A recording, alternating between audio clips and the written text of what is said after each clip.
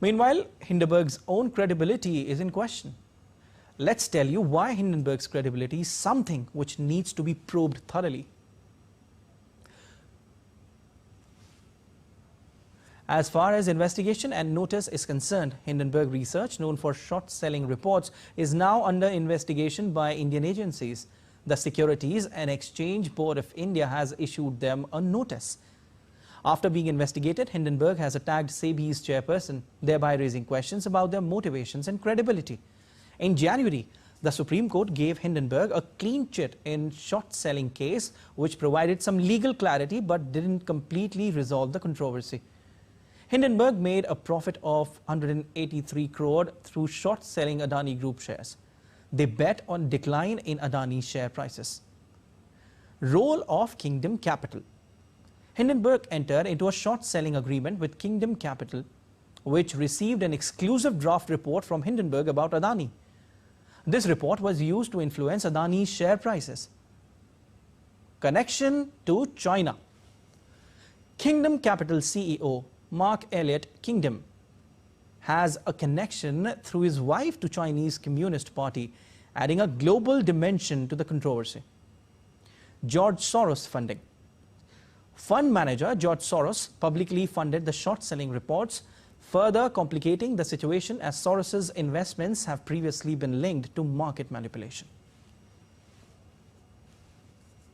All right, and to talk more on this, joining me in the broadcast is Dr. Charan Singh. He is an eminent economist and CEO Agro.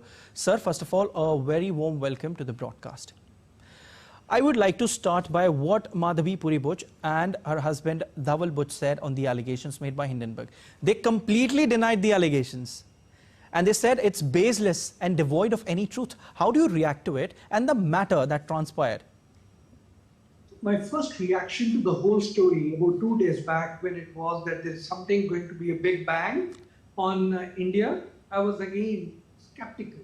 Because the track record of this Hindenburg is, I don't know why anybody who's very successful, especially in a young country like ours, young I say because we are now growing at a very fast pace and we are catching up with the Western world. They're always finding flaws, they're always finding some challenging thing.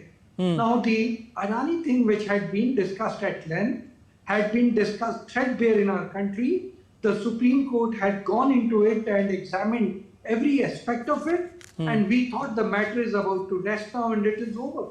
And the Indian economy, which is doing roaring after all the big challenges that happened since 2008 and the COVID, and even after the Russia-Ukraine war, the only country in the world which is growing at blasting pace of 7%.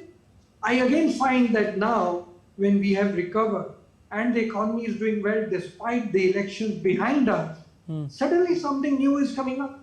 And all this connection back to the Adani Group. So to me, I do not know and I cannot understand why some of these companies do not understand that India is the bright spot, and to allow it to continue to be the bright spot, I think we are serving as engine of growth for the rest of the world. We are also providing different scope to different countries in our own country. I think these sort of attacks, I would say, are a little motivated, and I don't see anything useful in it.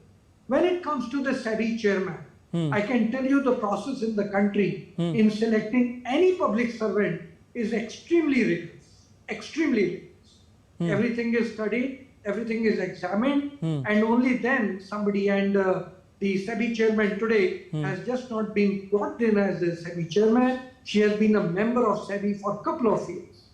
When the economy is growing and there are challenges, SEBI of course has to take some such challenges by the horn and could be making decisions which may not be very comfortable to every stakeholder. That doesn't mean that you start attacking the chairman of a regulatory body like this. To my mind, SEBI has worked as a regulator far better than many other regulators in the world, including that in the US. And all this has happened while the current chairman was the member of SEBI. So therefore, these allegations to me really look baseless. Okay. I'm really surprised at the timing of these allegations. Okay. And I'm also surprised at the type of allegations that have been put in terms of the three major allegations that are going on there. As far as the statement of denial from the SEBI chairman is concerned, I'm very comfortable when both the couple have declared that we are an open book. Okay. And I can tell you that all the details are clear. All right, Dr. Charan, what are your views when it comes to the credibility of report by Hindenburg? Past incidents show that it is questioned by different bodies time to time. And like you were also mentioning, they come up with something new every time they see someone is progressing.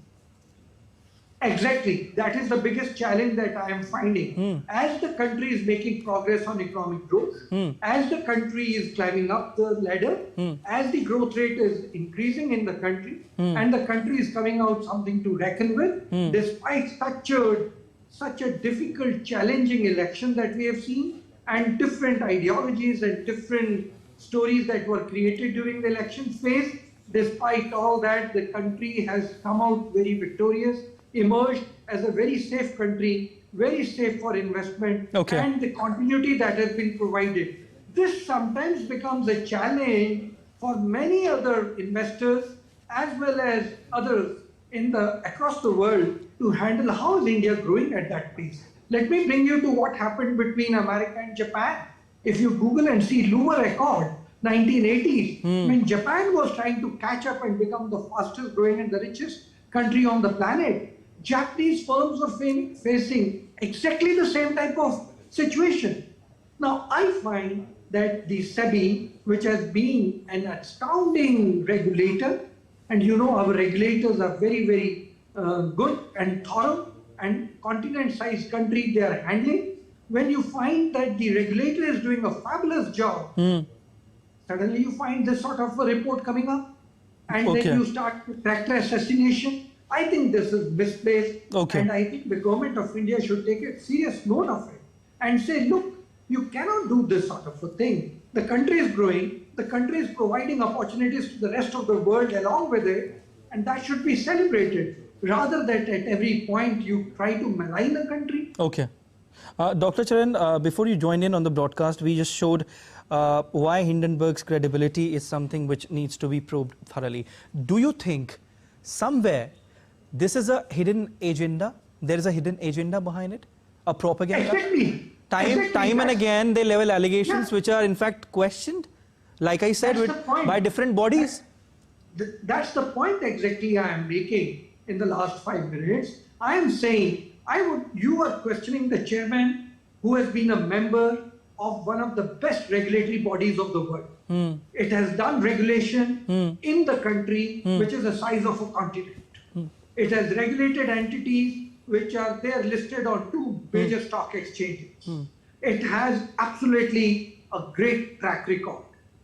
And who is making the allegation? Do we know enough about that institution? Do we know the motives of that institution? And by short selling, you're making huge amounts of profit. So where should the credibility lie? And I think if there was an International Court of Justice, such reports and such reporting should be brought up there, and the country should be able to say, look, in our growth phase, there is no point in throwing these sort of sparrows.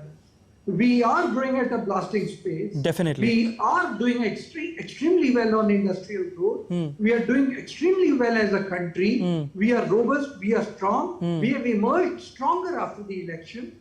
There's a democratic value system up here. We are not China. Rather, uphold a country like this and respect its diversity and credibility. Character assassination looks very misplaced. And I think this is not in the good spirit. So yes, I agree with you. While the allegations needs to be investigated, agencies which are behind these allegations, the research houses which are behind these allegations, they also need to be investigated. And I think the investors, foreign direct investment institutions, they have also to be made aware where the country is heading, what type of people are made to chair these institutions. what type of rigorous selection procedure is done, and then these positions are done, and how their accounts are scrutinized, and everything about them is so transparently monitored, then the credibility of the country, its regulator, and its people who are at the chief positions gets strengthened. Some work will have to be done on this. Okay. With this, thank you so much, Dr. Charan Singh, for your analysis, and it was wonderful having you on the broadcast.